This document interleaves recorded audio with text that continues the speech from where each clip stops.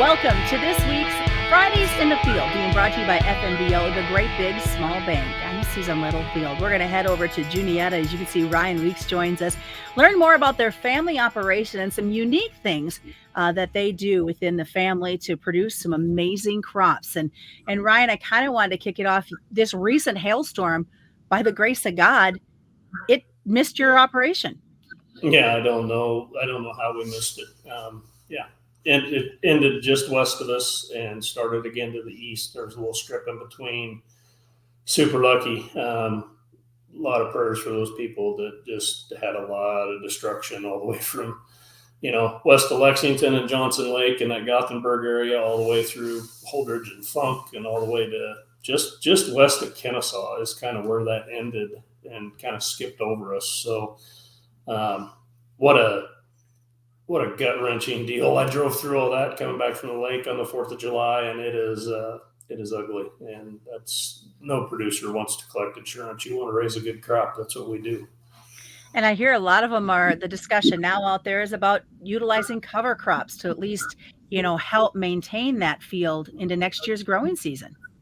Yeah, some guys are doing cover crops. Some guys are, I know at least two that I know personally that are going to go back with some soybeans and hoping to get, between 30 and 50 bushel soybeans planting this late. We'll see. Depends. Mother Nature sometimes gives you time and sometimes doesn't. Unique things about your farming operation. Give us an idea of how big the Weeks family operation is. And then I want to talk to you about your organic side of everything. Yeah. When I came back from college, that's a lot of years ago, but, we were about a 700-acre operation.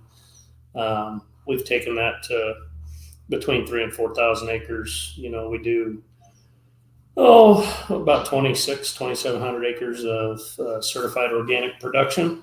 We started that in 2016, late 2015, 2016. So we've been at it almost 10 years. Still do conventional. We're doing a lot of different crops because of that. We're doing blue corn, popcorn, yellow corn, soybeans. We do some peas some years. So yeah, we're pretty diverse in our crop mix: wheat, barley. So our work's spread out throughout the whole year, both harvest and just our normal cropping. So making that switch over, you're 70% organic within your operation. How has that process been for you guys? To be real honest, it was a gut punch because you take about a $400 loss per acre going through transition. USDA has some good programs now to help with that.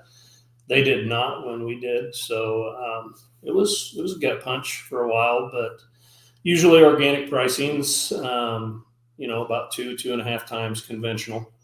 Doesn't really matter what the crop is. That's generally a good number. Right now it's about 1.9 to 2.1, depending on if it's corn or soybeans. Wheat is really depressed right now on the organic side.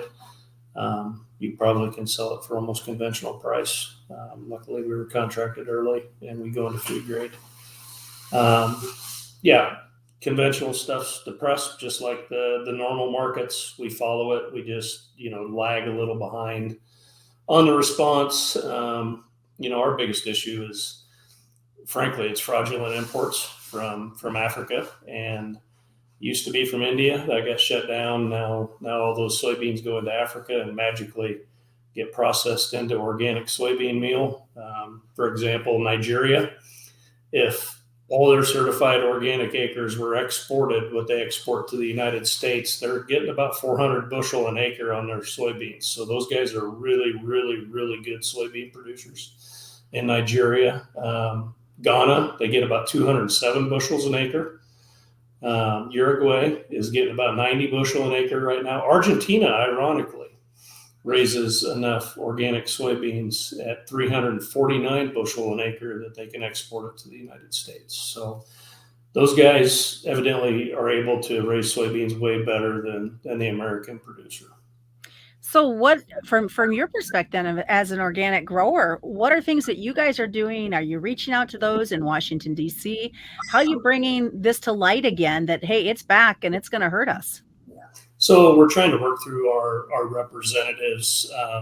on the National Organic Standards Board and things like that. We've talked with Senator Ricketts. We're trying to work with senators from the other ag states, just to try to get the information out there.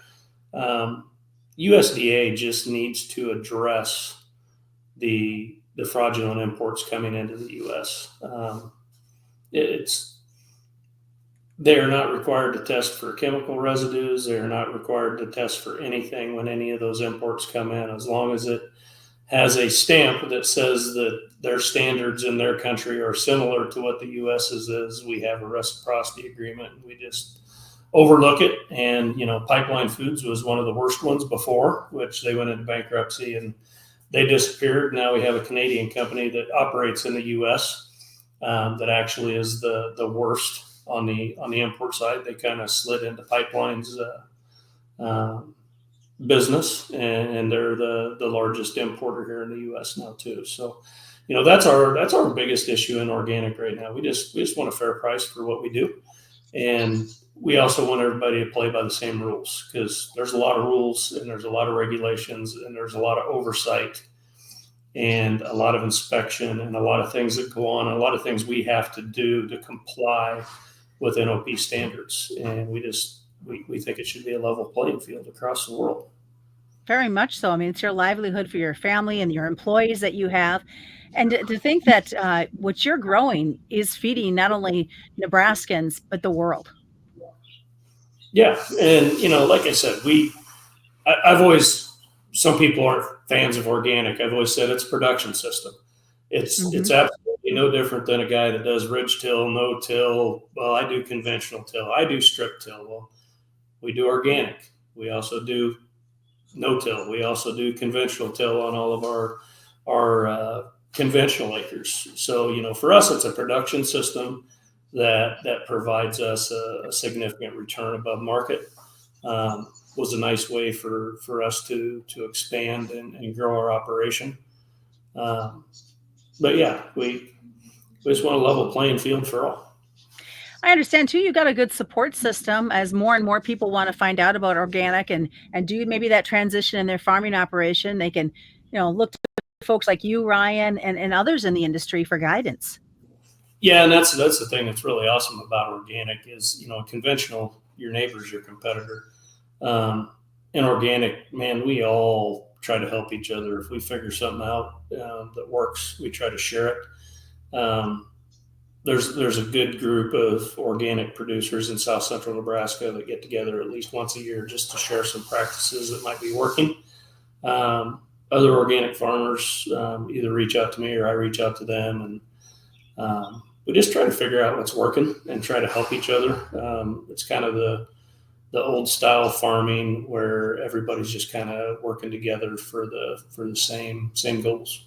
So what's been your biggest takeaways? You look at that transition you've made, and just about 3/4 of everything is in the organic. The biggest thing we've taken away from it is there's a lot of things I think 2 generations ago they did from a soil health standpoint, and really focused on, we've got 5 fields this year that we will not put on a single drop of synthetic. I'm not saying synthetic nitrogen, but we won't use animal manures. We won't use chicken litter. We won't use compost. We won't use anything. Every single drop of nitrogen for that crop is provided by the cover crop. We got a 7-way mix we used after wheat that puts about 150, 160 pounds on the soil. And then we do vetch after all the soybeans, or if some of the wheat acres, if we have a hard time with that cover crop in the summer because it's too hot like it was last summer, we went in with vetch. And so we then incorporate that hairy vetch. It provides 100% of our fertilizer needs. So those are the things that I've learned that are fun, that I think are applicable to conventional ag. But, conventional ag, we're not very patient. You have to wait for mid-May to be able to plant your corn. There's some guys that ended up there this year because of the rains, but that's not where they planned on being. And with organic, that's where you plan on being, because you've got to allow those cover crops to mature and those things to happen from a soil and a biologic standpoint in order to be able to plant that crop and have what you want. So I guess the number one thing I've learned with organic is patience. And if you don't have patience, it costs you every single time. Well, that is some excellent advice. We appreciate you joining us this week, Ryan, and we wish you the best of luck in this year's growing season. Yeah, thanks, Susan. It's good to see you. Ryan Weeks joining us. He is my FNBO Fridays in the Field farmer right here on the Rural Radio Network.